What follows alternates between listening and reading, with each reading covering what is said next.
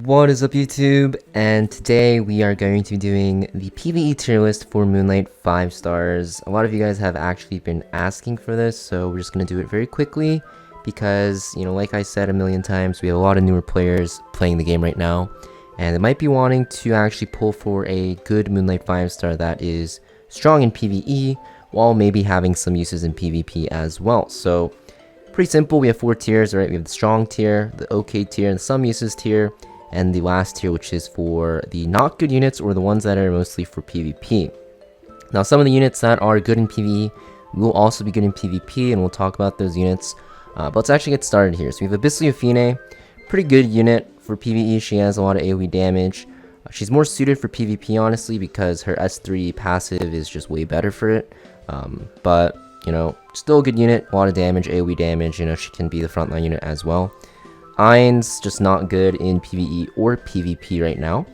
Ambitious Tywin, honestly, I think he's pretty underrated. He has a cleanse on his S2. He also has a defense break. Do I think he's good?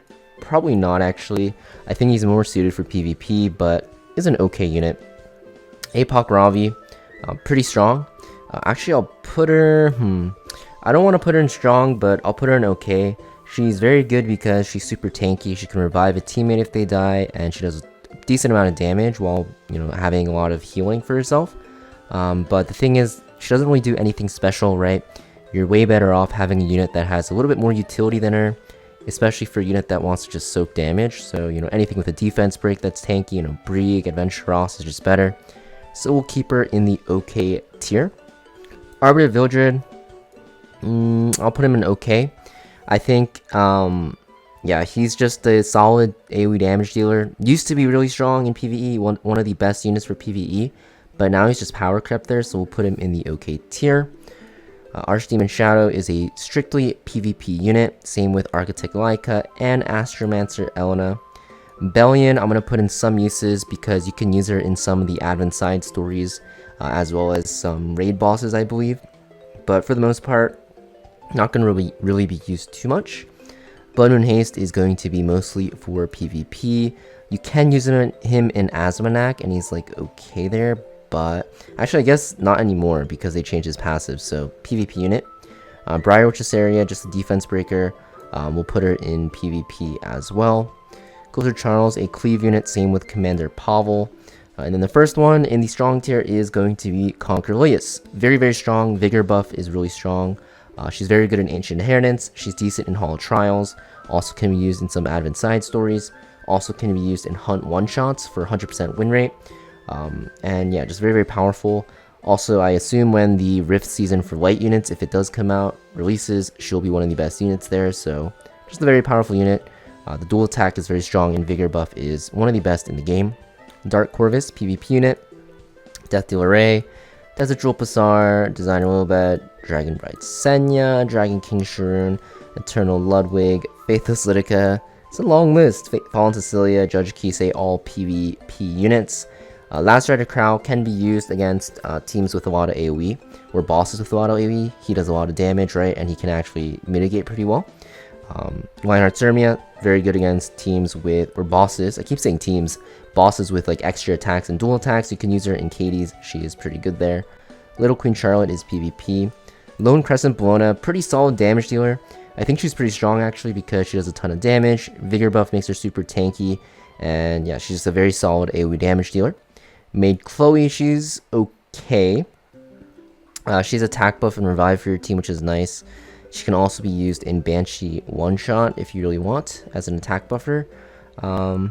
Honestly though, I think I'm just going to put her somewhere down here in some uses. I don't really know if you use her in too many areas of content. Martial Artist Ken, pretty strong, does a ton of damage. You can slot him into a lot of teams and he's pretty good. Meter Cowrick, one of the better units. I'd say somewhere around here just because he has that cleanse, attack buff, immunity, which is very nice. Very, very strong in Ancient Inheritance as well. And yeah, you can use him in a lot of raid bosses if you want. Navy Captain Landy, probably the best ML 5-star, or one of the best, because she does a ton of damage. She can frontline. She's very good in expeditions. You can use her anywhere you need a lot of AoE damage. Just a very powerful PvE unit, as well as PvP. ML Luna, unfortunately not really good in PvP, or PvE. She's very good in PvP, but not good in PvE, so we'll put her in the bottom here. Operator Cigarette, same thing, not that great. Pirate Captain Flan, not that great. Remnant Violet, not that great. Requiem Rwana, not that great. They're good for PvP, but in PvE, not that good. Ruel can be used in some bosses where you need the invincibility for Abyss, but that's pretty much it. Sage Ball is not going to really be used. Sea Phantom Politis not going to be used. Silverblade Aramintha can be used in some Abyss floors where you need some stuns. Solitaria, same thing. There's some Abyss floors where you need a lot of stuns. You can use her there.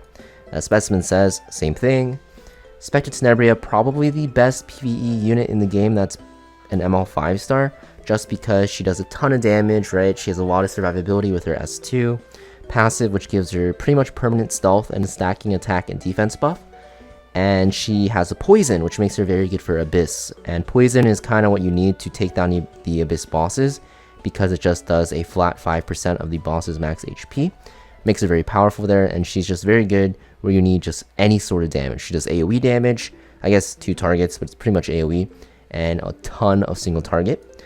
Spirit Eye Celine, okay unit, a lot of damage, a lot of survivability, and she also has a revive, which makes her very nice. I think she's very underrated. Strays is going to be the best hunt one-shot unit in the game for PvE, so I'll put him probably around here. Outside of hunt one-shot, you're not going to use him, but in hunt one-shot, he's pretty insane and does a lot of work there. Sylvan Sage Vivian, mostly PvP unit. Tamadaluka, PvP unit as well. ML Kairon, a PvP unit. Urban Shadow Shoe, PvP unit. And Zio, a PvP unit as well. So you can kind of see a lot of the Moonlight units are mostly centered around PvP. Outside of the strong tier, I don't really think you're going to use that many of them for PvE content. The ones in some uses, you can use them in some areas of content. The ones in OK, you can slot them in as a good replacement. But the most common ones you'll want to use are most likely going to be the strong units here. Now, some of you guys might say, oh, I use like Bellion in a lot of areas of content. Like for me personally as well, I do also use Bellion a lot. Not because she's good, but because she has all AoE damage and she's very tanky, so I use her to speed through side story and stuff like that. You also might say, oh, Maid Chloe is a very good attack buffer with Revive. Yes, this is true, but looking at it from a pure efficiency and meta standpoint, I think this tier list is pretty accurate in how the characters rank. Now, if you guys have any disagreements or think that some units should be moved up or down, let me know in the comment section down below. But I think it's pretty accurate. Moonlight units are mostly centered around PvP. Even the ones that are strong in PvE, they're also pretty good in PvP as well. It's just that their kits kind of work for PvE currently. So yeah, let me know in the comments down below what you guys think about the tier list. If you guys want to see more content like this, make sure you guys hit that like button and also subscribe. And shortly after this video, a few days later, we'll be releasing a tier list for the custom Mystic banner, what you guys want to be picking overall. So thank you for watching, guys, and I'll see you guys next video.